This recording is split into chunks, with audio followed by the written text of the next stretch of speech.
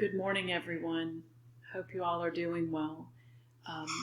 Still miss you all, so I hope you are doing well. Give me just a second here. I'm having trouble finding my button.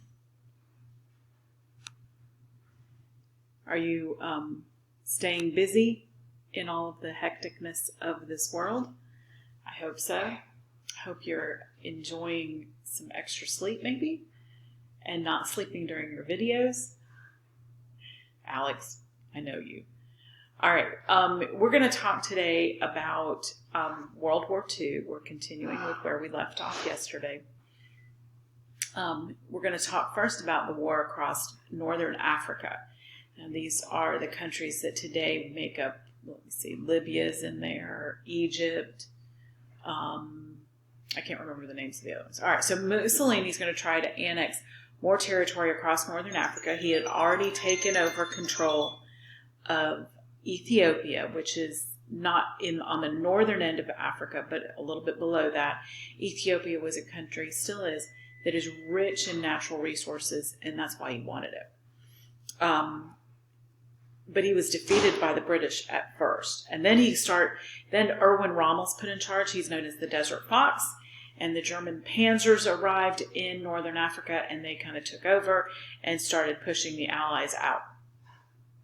And they had what really amounted to a tank war there because of all of the troops in northern Africa. But all of this is happening just in time for the Americans to arrive. Bernard Montgomery takes over for the British. That was in August of 1942. And he had a tremendous victory at the Battle of El Alamein. Alamein. I don't know how to pronounce it. And this is going to be the beginning of the end for Germany in northern Africa. The Allied forces come up with a plan that they call Operation Torch. This is Eisenhower leading this, and of course he'll go on to become president later on. But right now, in this time period, he's one of the best generals America has ever had. He comes ashore in Western Africa and marches across, pushing the Germans back across Africa. So he's working. I'm trying to think of how you're going to see this, so I'm trying to do it backwards. The Americans are working from the west coast of Africa and pushing them east. The British are working from the eastern part because they're over in Egypt and they're pushing them west. We're going to squeeze them out in the middle. So the Germans and Italians end up trapped between the Americans and the British. And that is when you can see it down here on the map, right across here. The Americans land here and come across Algeria, Morocco, into Tunisia. The British push them across Egypt into Libya, across Libya and up through Tunisia. And then eventually the Germans and Italians are forced out of Africa.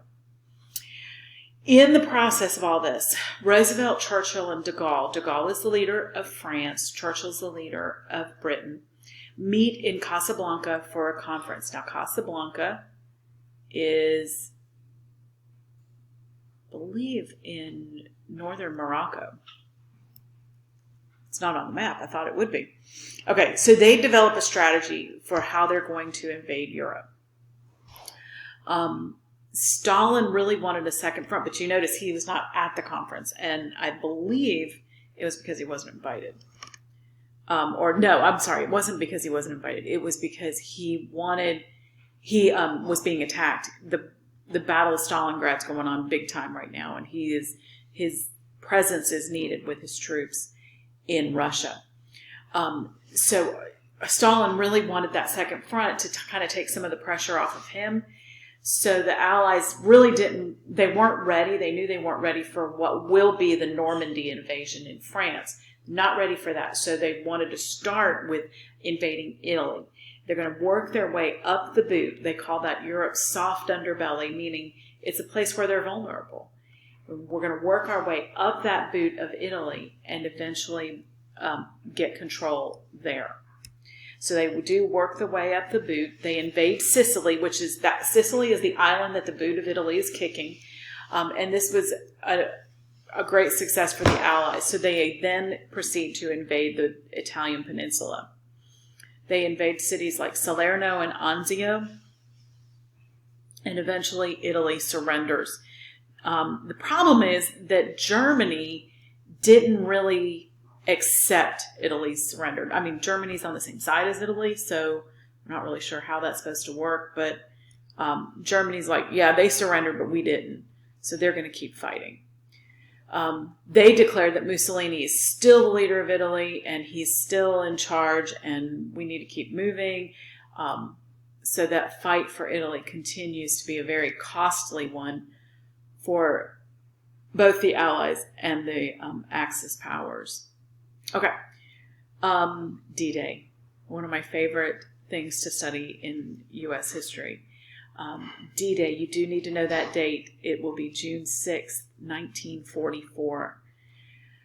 Eisenhower has been appointed the Supreme Allied Commander. He's in charge of all the Allied troops from all the different nations. And they start planning what they're going to call Operation Overlord. This is going to be the single largest one-day campaign as far as the biggest troop landing in one day ever. It began on June 6th of 1944. And again, remember how we talked about Dunkirk being one of those days that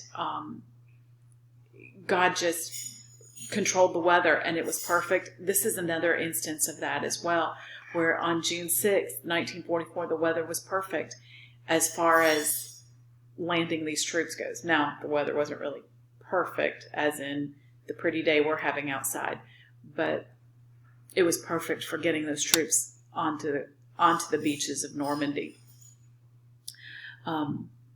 It was on the Normandy coast of France, 5 different beaches, Omaha, Orange, Gold. 5 different names of beaches there on the beach, and it was a tremendous Allied success. Your book talks about many of the different stories of Normandy, and it was really cool. I hope you're reading your book and be able to find what you need there. By the end of 1944, France, Holland, and much of Luxembourg and Belgium had been freed of German armies. Tremendous victories. In your book, speaking of stories in your book, on page 510, you can read the story of American General Maxwell Taylor and his brilliant idea for the landing at Normandy and his crickets. What he did was he wanted to be able to know for sure that when he saw movement ahead of him, he was a paratrooper. When he saw movement ahead of him, he wanted to know for sure that that was a friend and not a German. So they ordered thousands and thousands of these handheld crickets, the little toys that made a cricket noise.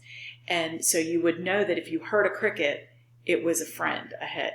If you saw that movement, you just clicked your little button, and if they clicked back, they were a friend. Gave them to all the soldiers, the paratroopers, as they go in behind enemy lines, really. And they blew up bridges. They just ruined the ways that the Germans could get away. And it's a really neat story. I hope you'll read it in your book. So, Battle of the Bulge. Okay, so we've got the Germans on the run. They're headed back towards Germany, and they are fighting with everything they've got. So the Battle of the Bulge is as the Americans and Allied forces are pushing the Germans back into Germany. December of 1944, the war is only 5.5 months from being over with at this point. The Germans are making one last all-in effort to defeat the Allies. So they launched a counteroffensive, and Montgomery and Patton, 2 of the American generals, Montgomery is a British general, British general and American general, were able to push finally the Germans back.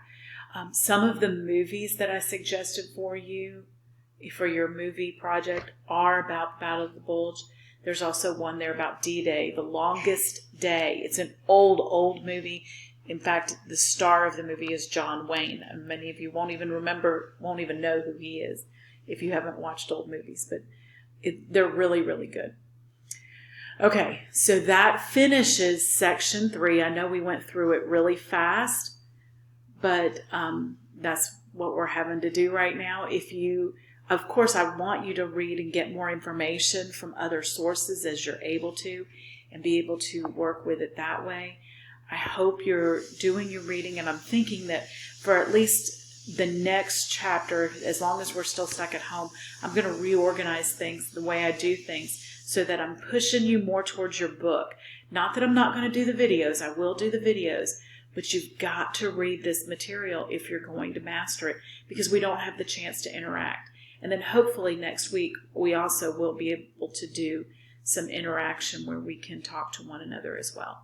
So that's all for now. I hope you all have a great day and enjoy the pretty weather outside.